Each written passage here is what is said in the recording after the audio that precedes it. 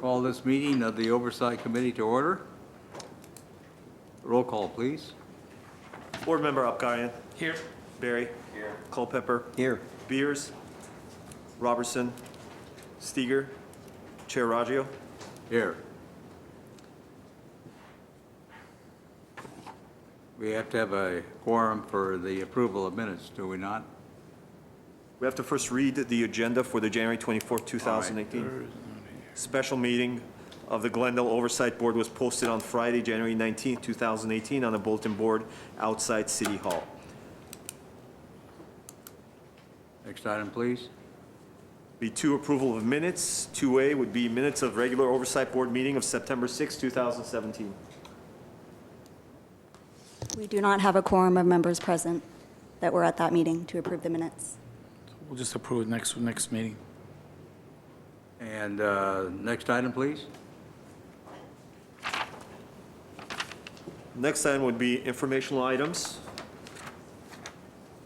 Are there There- any? We don't have any. All right, thank you. Action items then, I assume is next then? 4 would be action items. 4A, Director of Community Development regarding recognized obligation payments scheduled for July 2018 through June 2019, ROPES 1819. 4A1, Oversight Board Resolution to adopt recognized obligation payment schedule for July 2018 through June 2019, ROPES 1819, including administrative budget for same period. Thank you. Good afternoon, Oversight Board Chair and members. Before you for consideration is approval of the ROPS for the upcoming June 2018 to July 2019 period. The ROPS is the budget and spending authority for successor agency payments that are due in the period for approved enforceable obligations. For this upcoming ROPS period, the agency is requesting spending authority for a total amount of $45.6 million. This amount can be broken down into 4 main categories. First category is $10.5 million of 2011 bond proceeds that are currently being held by the agency in its funds. The second category is $7.9 million of reserves, which is really RPTTF that was received by the agency in the prior ROPS period and is being held for payment against the bond debt service in the following ROPS period. In other words, the agency is only holding it for a few months until it makes the debt service payment.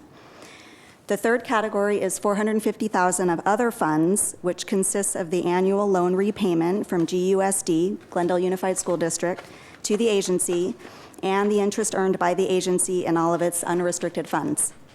The fourth category is $26.8 million of RPTTF, the Redevelopment Property Tax Trust Fund, which is the agency's request for new cash from the property tax increment. Of that $26.8 million, $14 million is for bond debt service payments, $10 million is for the city agency loan, $2.3 million is for agreements, such as the Disney owner participation agreement, and the remaining $500,000 is for other expenses such as contractual services, project management costs, and administrative costs. The agency is also requesting to retire 4 line items from the ROPS, which represent contracts and project management costs that will no longer be required. With that, the agency requests Oversight Board approval of the ROPS so that we can submit it timely to the State Department of Finance by February 1st. And if you have any questions, I'm happy to answer them. Questions? Move to approve. Second. Those in favor? Roll call. Board Members Apkarian. Yes. Barry. Yes. Culpepper. Yes. Beers. Robertson. Steger. And Chair Raggio. Yes. Next would be B, 4B, Director of Community Development regarding bond expenditure agreement between Glendale Successor Agency and the City of Glendale. B1, Oversight Board Resolution approving a bond expenditure agreement for expenditure of excess 2011 bond proceeds between Glendale Successor Agency and the City of Glendale. Chair and board members, for your consideration is a bond expenditure agreement between the Successor Agency and the City of Glendale. The agreement would allow the Successor Agency to transfer 2011 non-housing bond proceeds that are approved on the ROPS to the city to spend in accordance with the bond indenture. Typically, when funding is approved on the ROPS, project payments are made as the project is completed, which can extend into future ROPS periods. Because the ROPS is prepared 9 months before the funding period begins, and because construction projects usually extend over multiple ROPS periods, it becomes difficult to budget and track those expenses across multiple ROPS periods. So the bond expenditure agreement would allow the agency to transfer the funds to the city for the city to expense and track the funds. Since the city will be completing the projects, this method is more efficient and will result in less of an administrative burden on the agency. These agreements are common and have been approved by the State Department of Finance in the past in multiple cities across the state. If you have any questions, I'm happy to answer them. Questions? Seeing none? I have one question. You said that this has been, this process has been approved for other cities in the past? For example, Rancho Mirage and Indian Wells and a multitude of other ones. Okay, so the funds are transferred to the city spends it based on what it's supposed to be spent on expenditures only. Okay. All right, Is that it? that's it? Just a quick question, Cassandra, just as a matter of process. Verbally, as you speak, you're using decimals to express the amounts that are in the actual budget, but for the sake of those who are not here, we probably should make it clear that we are approving what is written in the documents as opposed to the truncated version using the decimals as you express them. Is that Are you referring to the ROPS item that we just approved? right? I Okay. just noticed that. That's as we correct. read In my through- verbal presentation, I'm just rounding to the Yes. nearest tenth. Okay. I'm not, I did not state the full amount. Okay, thank you. Just a clarification, Mr. Culpepper, this bond, I'm sorry. Could you, Philip- for the record, if you, yeah. Yeah, Philip Lanzafame, Director of Community Development. This agreement will cover those funds that are identified, but there's another distribution of those funds that will come sometime in the future when we do a last and final ROPS. Those would also be covered by this agreement. The agreement allows up to the amount allowed by law. Yes, thank you. Does that clarify it for you? Clarification. Roll call? Like to move it? Move. Do I have a motion? Yeah, move to approve. Second. Second. Roll call. Board Member Afgharian? Yes. Barry? Yes. Culpepper? Yes. Beers? Robertson? Steiger? Chair Raggio. Yes. Next item, please. Next item would be 4C, Director of Community Development regarding Museum of Neon Art Performance Update. 4C1 would be motion to note and file report. Chair and board members, at the last Oversight Board meeting, the board requested an update on the operations of the Museum of Neon Art, which was one of the agency properties that the Oversight Board approved to be transferred to the city. Jennifer McLean, Principal Economic Development Officer from the city's Economic Development Division, will be making the presentation. Thank you, Cassandra. Good afternoon, Chairman, members of the board. We have a brief presentation today on the performance of the Museum of Neon Art. We also have in the audience Kim Koga. She's the Executive Director of the museum, as well as David Quick. He's the board president. Each of them have filled out speaker cards as well, and I'm sure that they'll be able to provide you with more information. So as you may recall, just by way of background, so MONA has been in existence back until since 1981. They have had several homes. They had a location in downtown LA. They moved to City Walk and then back to downtown LA.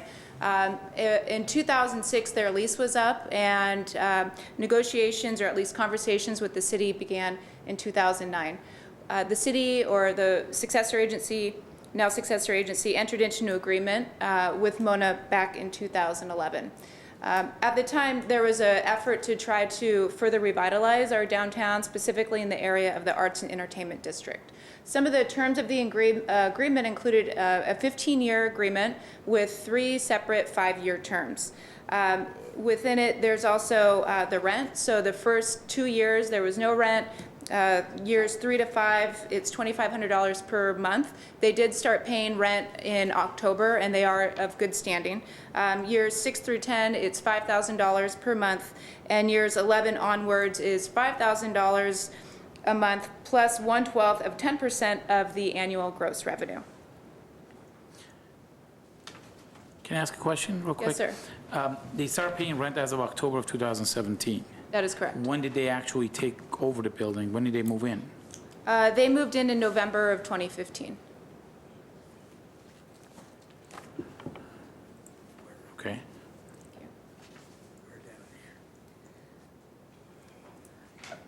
Other elements within the lease agreement included providing community programs, classes, and tours. And up here I have some information as well about their hours of operation and ticket prices. I should note that neither of those items are expressly detailed within the lease agreement.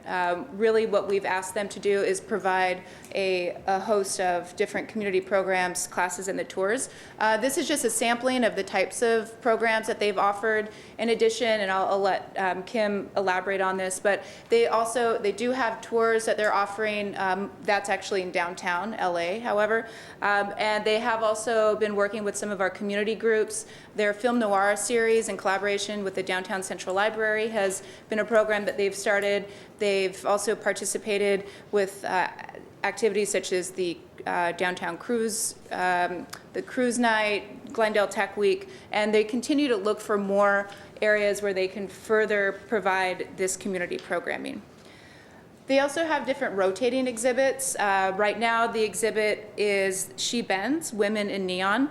And if you've been to any of their shows, you know that they change it out quite frequently. There was recently a plasma exhibit. They also have had multiple exhibits on some of the different signage that we've had in downtown or throughout the Southern California region and greater the nation to that matter.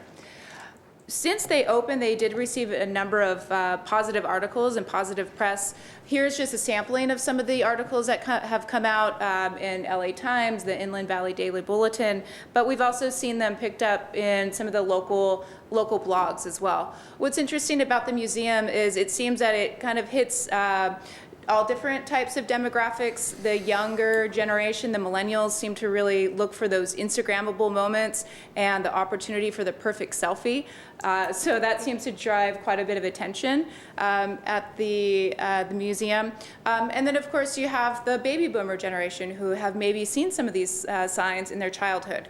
And to speak on the attendance a little bit, we've seen how this has gone up. So this very colorful graph here shows you that at the baseline prior to 2015, the average attendance in their prior location in downtown LA was about 4,000 to 6,000 people. When they opened, again, that was back in, they just had 2 months left in 2015. They had 250 people there. In 2016, that attendance went to about 18,700 people, and then in 2017, they hit roughly 19,000 people. One of the things that who monitors those numbers? They do or you do? This information is from the Museum of Neon Art. Okay. One of the pieces of information that we're always concerned about in economic development is the other ancillary economic impacts.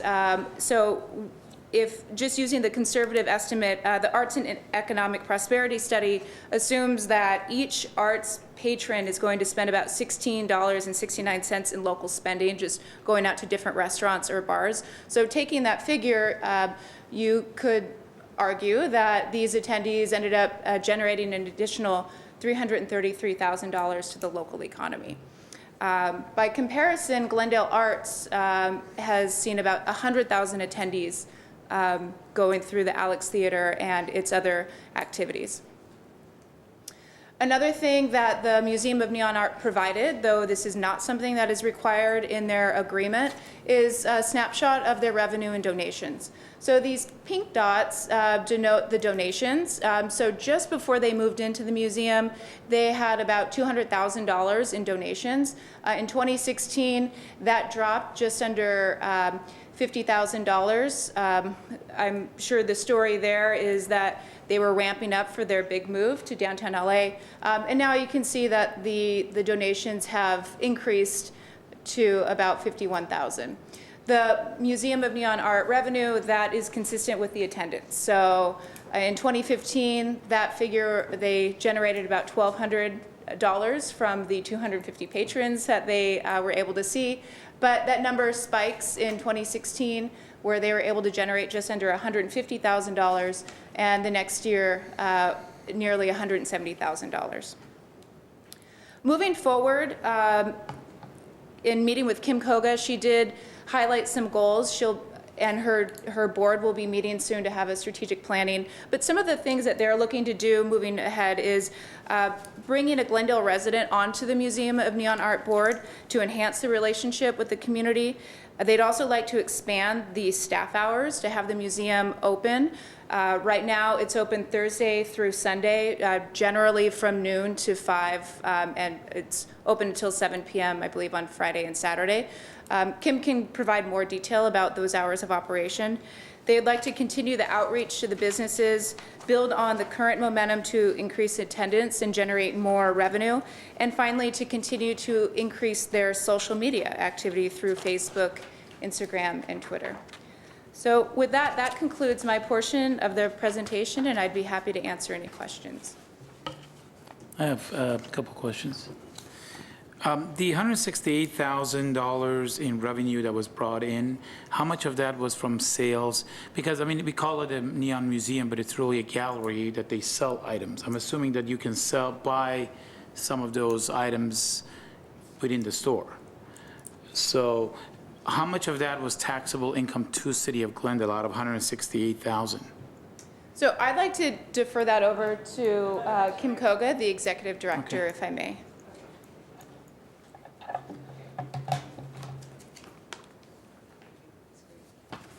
That was great, Jennifer, thank you.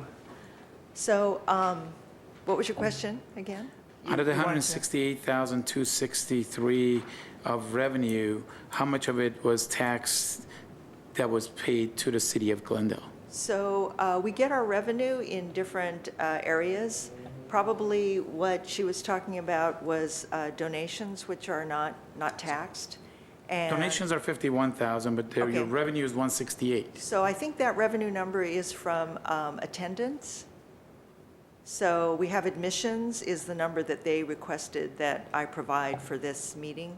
We're Okay. having an audit done. We've not been open for, since we moved here. So we didn't have a complete finished year. Now we have 2016 completely finished and 2017. So the audit is just completed, and I'll provide a copy of that. I just want to just get a general idea, in 2016, 2017, how much in taxes did Mona pay to the City of Glendale? That's just Okay, a general I idea. have to look that up. We have a gift store, and those items are sales taxed, and there's employee tax on the employees that we hire, but the donations are not taxed. Membership is not taxed, so What is the cost of admission? it's, I provided a handout for you, and cost of admission and days of the week that we're open are there. It's separate from the one that Jennifer handed out. It has her name on it. If you look at that, we have different admission levels. Some are $10. Oh, does this? Oh, I see. Is this a pointer? So the admission is there.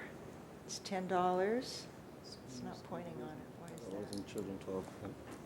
It won't point at the screen. So general admission is $10 a person. Seniors are $8. Glendale residents are half price. Children with adults are free. Thank you. What is the meaning here on page 4 of your slide deck? $333,000, 500 economic impact. Is that the benefit to the local area or something, based on the attendees? Is that what that is indicating, or? Yes, sir. So that's just an estimate, assuming that each patron, when they go out to a museum, Sure. that they're also going to be spending other tax dollars Right. on going out to dinner afterward, or perhaps they'll go grab a drink. Okay. So really, that's what the assumption is there. Support for the area. That's correct. Another question I have is, if my math is correct, since this began in 2011, and we're now in 2018, so we're in the 7th year. Is that correct, based on this lease agreement? No, Okay. your math is correct, but what we did with the lease agreement is it did not become effect until a certain date when the Museum of Neon Art was able to complete the renovations and move into the property. Okay. So that date was roughly November of 2015. Okay. Would it be correct to say then that the current monthly payments are 5,000 based on this? 2,500. So we're still in the 3 to 5, even though it started in 2011? The negotiations began in 2011, but again, we were not able to I guess, start the clock, so to speak, until they were able to move in 2015. So that's why we're still at this point, we just started the 3 to 5 year time frame, so they're paying the $2,500 per month. If I could provide So some this- clarification, Sure, since I please. negotiated that lease agreement. Yes. The effective date of the lease agreement was in 2011. Mm-hmm. However, the commencement date, when they could actually take possession, was sometime later, in that there were a number of tenant improvements that needed to be included that were both landlord obligations as well as tenant obligations. So the Okay. coordination of that time until it was ready for them to actually take possession and then ramp up their activities to the point where they were able to pay rent. And so that's what that time frame, that the lag in the rent payment reflects. Okay, thank you. welcome. That clarifies. All right, you're welcome. Thank you. That reconciles the timeline. So my last question is then, based on this 2,500, is this considered market value for the rental properties, or is it below market value per square footage? Where do we see this 2,500? Is it high or low compared to the area that the property is currently in? So I think, Mr. Lansifan, thank you. 1/6 probably. It is, you're about right. It is below market value. The idea was not necessarily a financial transaction for the redevelopment agency at the time. It was to create a catalyst for other things to happen. And as was noted in the report, really to beef up and anchor the art and entertainment district. Thank you. Well, part of it was that its location adjacent to the Galleria was an important thing too, was it not? That there would be some overflow that would transfer between the two. Yes, indeed, and Mr. Raggio, you know better than I, because you were here at the time. This really goes back to the greater downtown strategic plan that called out a civic presence and a paseo that would connect the commercial on the west side to the more civic on the east side. And in order to draw people into that passageway, one thing we looked at was having a 100-foot paseo with no improvements. And we just felt that that was too big. People would get lost. They wouldn't go there.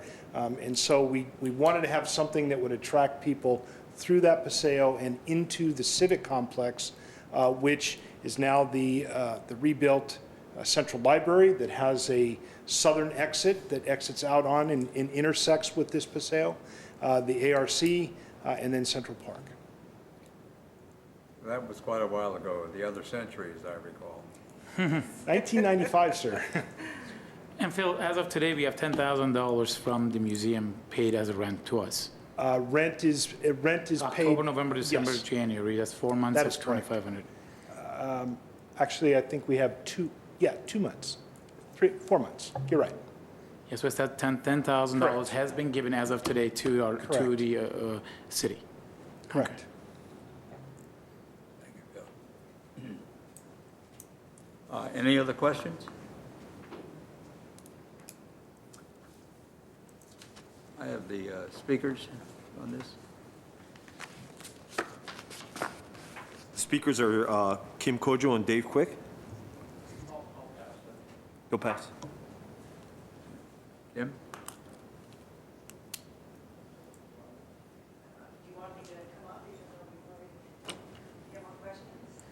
No, but you may have some more to add to this. I just want to, first of all, last time I was in this building was when that was under consideration.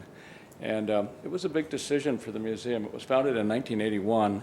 So we weren't a new museum. We had a lot of reputation, and we were delighted to have the opportunity to come to downtown Glendale. And If I could give you a word from our perspective on what's happened since we've arrived in 2 years, it would be success. The numbers are, I think, exceeded our expectations in many ways. The art and, you know, these faces, we need to see you at our next opening, okay? So you can maybe get a feeling for who the museum is and what it's all about. As far as the museum is designed, a significant amount of the space has been set aside for classroom. It's non-retail, and we teach people how to do the craft of neon, which is a disappearing craft. The main part of the space is gallery. It's not a retail gallery, it's a nonprofit art gallery, and our shows are curated with curatorial integrity. So that's how we have newspaper articles that review them on the basis of the art of the merit, or the merit of the art rather. And then of course there's the gift store. So our admissions, I think, have been, again, exceeded our expectations. And we're just delighted. We've had Steak and Shake open down the street. We have watched our block, our neighborhood, come up in the time since the museum's been there. So I think by our perspective, the future couldn't be better. And we really appreciate the outline of what our long-term objectives are. And you should know, one of the, if you go to Yelp, okay, we get rave reviews on Yelp. Okay, I kind of know what Yelp is. But you go to Yelp, the #1 complaint we get is the museum isn't as big as people expected it to be, okay? So we've got our eyes and ears open. We'd love to grow the Museum of Neon Art, okay? You should know we have in Pomona a whole second space that is storage that's full of vintage neon signs. It's our standing collection, not for sale. And we can only show about, even when we do a total sign show, we can only show maybe 1/10 of the signage that we own as a museum, as a nonprofit institution. So our next show coming up is going to be a neon sign show, and we're going to send you all an invitation, okay? So thank you. Thank you.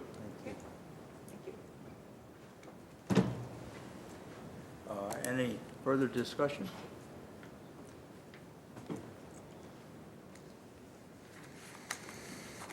We don't need to take action on this, do we? It's information. It's a motion to note and file the report. I'll entertain a motion. So moved. Second. Any further discussion on this? Roll call, please. Board Member Upgarian, Yes. Barry, Yes. Culpepper, Yes. Beers, Yes. Robertson, Steger, Chair Raggio. Yes. Now that we have a quorum, tell us what to do. We had a quorum before. Oh, we did? 4. All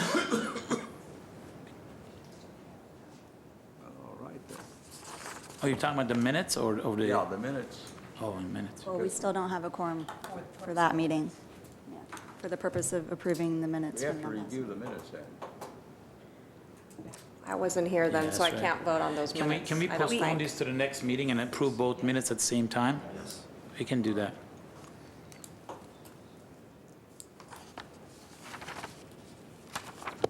So we're caught up to date?